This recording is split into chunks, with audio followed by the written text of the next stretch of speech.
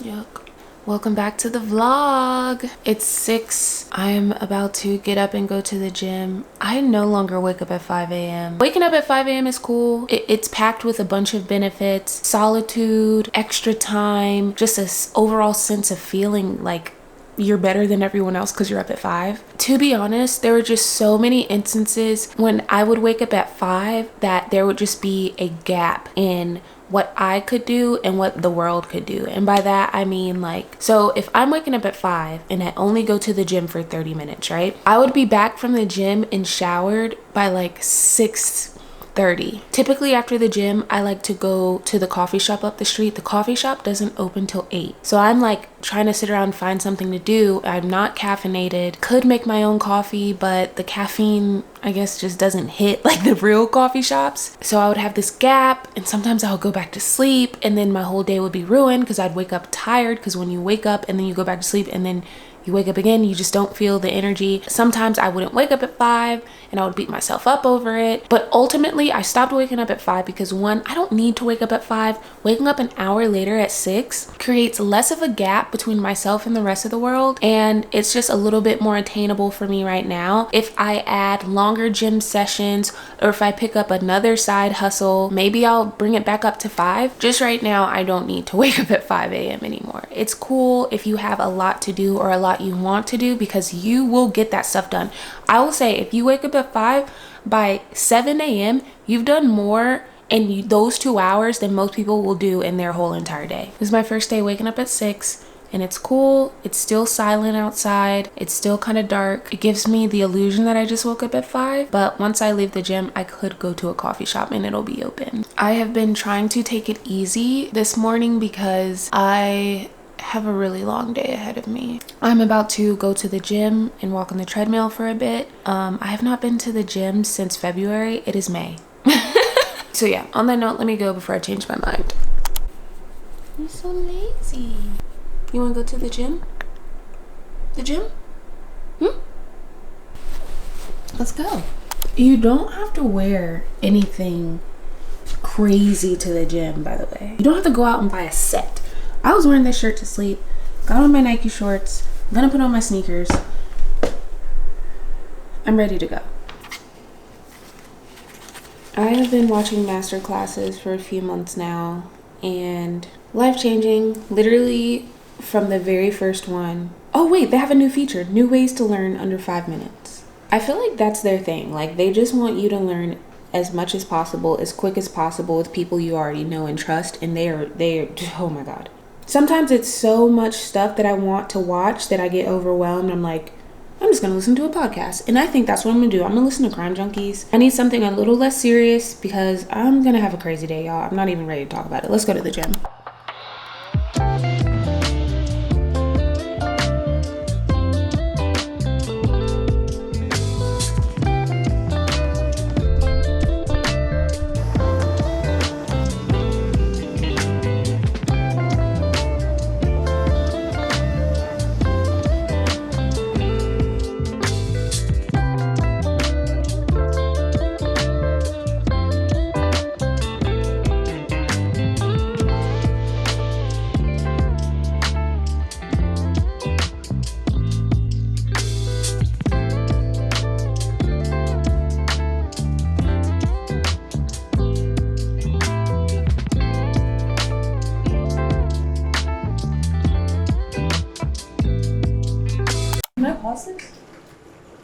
Just sat down at my computer after cleaning up my place and then showering. I have been avoiding this thought all weekend, but literally 4:59 p.m. I get a message from a team member, and it's not just any team member. It's the head of the team. She's a director, I think. Dude, she messages me and says, "Hey Simone, can you work with blank because our website is down? Thanks, have a great weekend." So I message another team member hey, is it showing that the website's down for you? Because I'm hoping that, because I had just closed my laptop, 1, and 2, I'm hoping it's just a mistake. And she was like, yeah.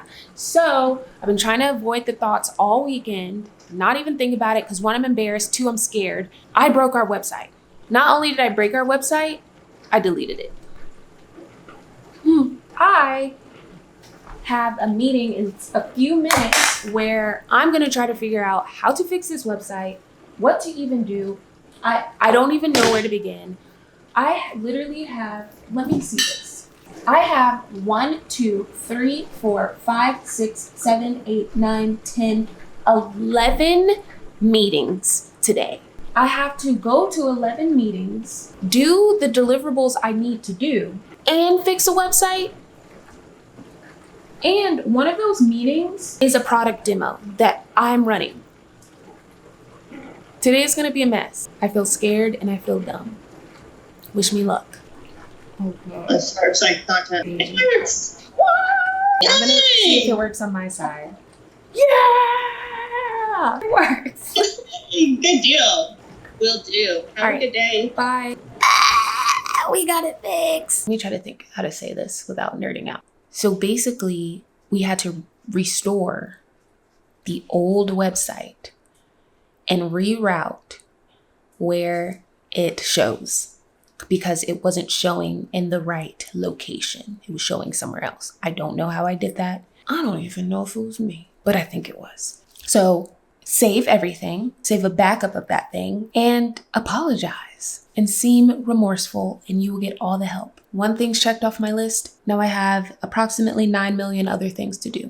Okay, one reason why I love having a Mac for work is because I have a Mac at home. And this is my work computer here. This is my personal computer, but you can literally make it a double monitor. You can do it with your iPad, you can do it with another Mac laptop. You can probably do it with your phone. Don't want to do that though. But I love doing that. I always start my day with clearing my email, inbox 0. It's the way to go. I always talk about this on all my other work videos. It's the very first thing I do at work, except today because I had a meeting right at 9. Last night when I was doing some reading, I read something that I don't know that I necessarily agree with, but I could see it being a helpful thing, but I don't know if it can work in my life. So it's this book called Think Less, Do More, Create an Action Bias, Stop Overthinking, and Learn How to Actually Change Your Life.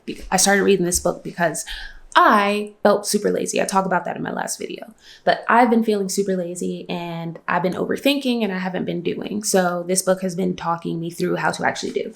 And one thing that they brought up is having a to-do list and a to-don't list, or a to-not-do list. And I want to read something it said. A to-do list can be an essential part of organizing and planning your day, ... Or it could be a time sink and a distraction. A to-do list fails when it tricks you into thinking that there is value in being busy no matter what the busyness is. You feel like a million things are competing for your attention and you get the thrill of thinking that you're hard at work, ticking off those things as you work your way down the list. But how many of those tasks are genuinely adding value? So he then goes on to say, like, how about instead of this long to-do list of all these things, find 3 things to do. And those 3 things have to be your top priority. And that's your to-do list, 3 things a day. And of course, obviously, if you finish those 3 things, you can add more. But I'm like, I'm not about to just write down 3 things. I've never just had 3 things to do today. Now that I kind of talk it out, it kind of makes sense now. Okay, whatever. Going through my email helps me figure out things that I need to include on my to-do list. And it will not be 3 things, okay? If you don't clear your email as one of the first things you do every morning, dude, and if you do it each morning, the time it takes to do it will get shorter and shorter and shorter. Spend 5 minutes a day trying to clear your email. When that 5 minutes is up, move on to the next. It keeps you organized. It keeps old things fresh in your mind. It helps you with reminding yourself of things. It's definitely super necessary. In the meantime, though, between now and my next meeting, I am about to prep a status report. So that should take me a little under an hour and I'm about to knock it out. Okay, also, before I get started on my work, because I need music to power me through this work, I have been on a Knowles family listening spree. When I'm done with Beyonce, I move right on over to Solange. I've been listening to When I Get Home from start to finish. Bomb.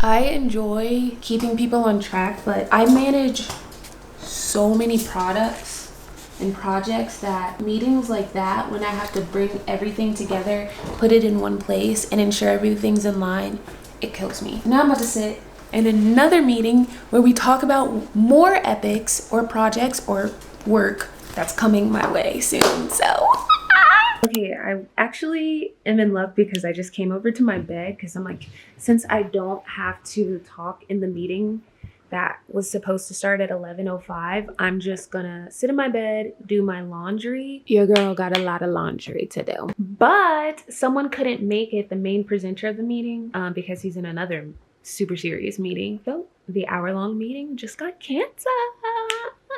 And I'm about to do my laundry. And once I'm done with my laundry, I'm gonna eat lunch, and my lunch is going to be very simple because I need to save my energy because I still have, let's count guys, 7 meetings, 7 more meetings. From 1 to 5:30, I will be in meetings. Now, that sounds like a lot, and it is. What I will tell you is when you're sitting in these meetings and you're engaged and you're learning and you're talking and you're taking notes and you're asking questions, it'll go by like this. If you're sitting in these meetings, you're on your phone, you're not paying attention, it's gonna feel like, but if you're listening to connect dots, fill gaps, report back, being engaged, honestly, it's gonna fly by.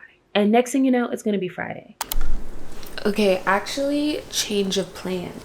I decided to just go make my lunch, which is literally grilled cheese and tomato soup. Look how beautiful. Oh my God. I always make this when I don't have a lot of time because I don't have a lot of time. You make a standard grilled cheese. You have your bread. I dip my bread in butter and then I put just sharp cheddar on the bread. I then cut my bread into 4s. I then stick toothpicks in between the bread because, you know, the air fryers, things fly around. So I stick those in and stick them in the air fryer bin. Put it in the air fryer for 10 minutes at 400 degrees. While that's cooking, I heat up my tomato soup. I just use Whole Foods tomato basil soup. I add pepper, salt, and feta cheese if I have some, and then let that come to a boil. I make sure when I'm at the 6-minute remaining mark for the grilled cheese, I go and flip them. I come back and stir the tomato soup when it's at a boil. Pour the soup in a bowl, place the grilled cheese in the bowl, add some seasonings, and then place the grilled cheese in the soup, add more cheese, and of course I have to give some cheese to my dog, and that is it. This reminds me of elementary school. Being sick at home and your mom makes you tomato soup and grilled cheese. Do you eat that when you're sick? No, it's chicken noodle soup. Who cares? And while I'm eating this, I'm watching Love Before. What is it? Love During Lockup. These people are a complete mess. All right. It's the afternoon now. We have a few more meetings to go. It's time to lock in. A few more hours, then I'm done.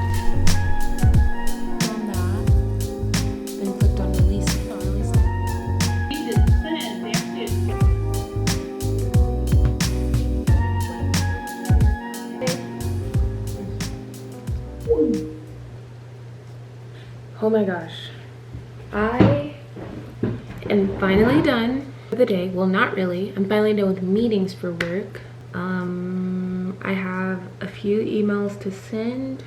But yeah, thanks for hanging out with me for a super, super long day of work. This is an average day in my life where I'm solving problems, creating problems, rushing to eat lunch, learning a bunch, growing a bunch, making new connections, and just becoming the best product person I can be. So thanks for sticking around if you've stuck around this long, and I will see you next time. Bye.